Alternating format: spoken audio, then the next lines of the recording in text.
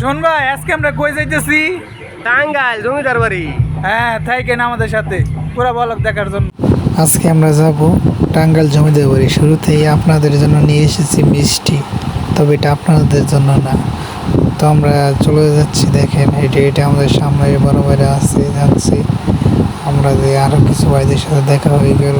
তো আমরা হেঁটে যে যাচ্ছি আমাদের নৌকাতে। তো দেখতেই পাচ্ছেন এটা হলো মির্জাপুর ব্রিজ।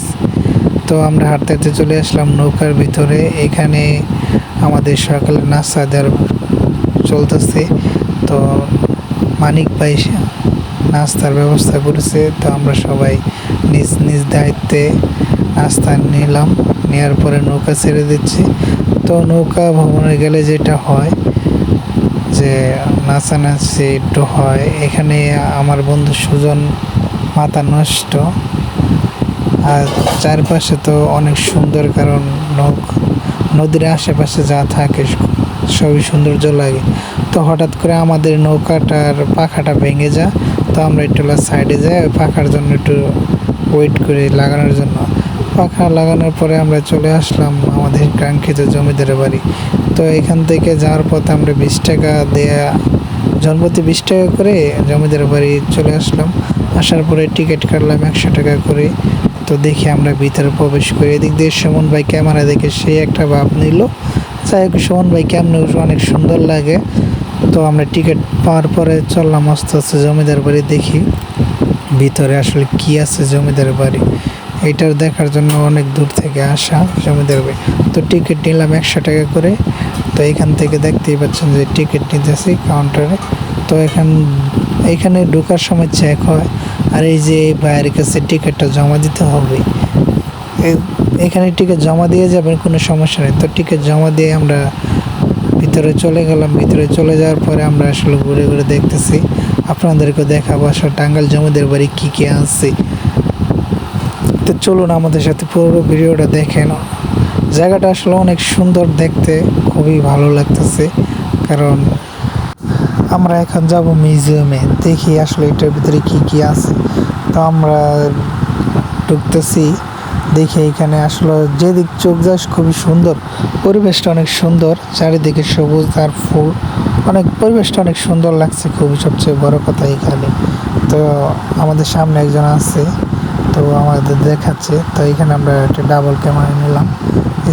এটা হলো মিউজিয়াম, দেখতেই পাচ্ছেন এখানে সামনে অনেক লোকজন আছে। এইখানে প্রবেশ করার একটা হলো যে আপনি বাইরে জুতা রেখে পরে প্রবেশ করতে হবে। এখানে যেটা রয়েছে আপনাদেরকে দেখাবো অবশ্যই। এখানে আমার এক ভাই ছবি তোলা যে স্ট্যান্ড নিল। যাই হোক, ভাইয়ের ছবি তোলা শেষ।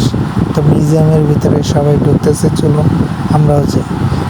মিউজিয়ামে ঢোকার সাথে সাথে আমরা প্রথমে যেটা দেখতে পেলাম, দুইটা মূর্তি দাঁড়িয়ে আছে। এটি হলো পুলিশের মূর্তি, হয়তোবা জমিদার থাকাকালীন এগুলো ছিল, ওটা স্মৃতি হিসাবে রেখে দেওয়া হয়েছে।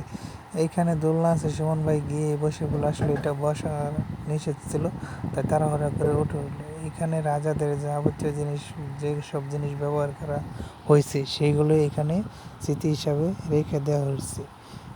আর এইগুলি দেখানোর জন্য মানুষ আসে যায়, রাজাদের কি কি ব্যবহার হয়েছে এইসবই মানুষ দেখে। এখানে অনেক কিছু রয়েছে মিউজিয়ামের ভিতরে, যেটা আপনারা দেখতে পাচ্ছেন। চলুন আরও কি কি রয়েছে সেগুলো আপনাদেরকে দেখাই। চলুন তাহলে আমরা সামনের দিকে যাই, দেখি আরও কি কি রয়েছে জমিদার বাড়ি। তো আমরা ঘুরতে ঘুরতে সামনের দিকে চলে আসলাম জমিদারের পুকুরে। এখানে এসে দেখি তো বিশাল কাণ্ড, পুকুরে যে পরিমাণ মাছ, প্রচুর মাছ। আর মাছ তো মাছ না, মাছের যে কালার খুবই দারুণ। শিশুদের জন্য রয়েছে সুন্দর একটি পার্ক, এখানে শিশুরা খেলা করতে পারবে। খুবই সুন্দর একটি পার্ক, পরিবেশ ভালো, খুবই অত্যন্ত। আরও অনেক কিছু রয়েছে, দেখতে পাচ্ছেন সামনে। ক্যামেরাটা নিয়ে গেছিলাম, কিন্তু এখানে বিশেষ করে ছবি তোলার জন্য অনেক সুন্দর সুন্দর প্রসেস রয়েছে, যেখানে আপনারা ছবি তুলতে পারবেন, বসে থাকতে পারবেন। এইটা হলো রানী মহল। আসলে এখানে জমিদার বাড়ি খুবই সুন্দর, প্রত্যেকটা মহল অনেক সুন্দর করে গড়া হয়েছে। জমিদার বাড়ি বলতে কথা, এখানে প্রত্যেকটা বাড়ি খুবই সুন্দর, ছবি তোলার জন্য খুবই ভালো। দেখতেও খুবই ভালো। চাইলে আপনারা ঘুরে আসতে পারেন এই জমি টাঙ্গাইল জমিদার বাড়িতে।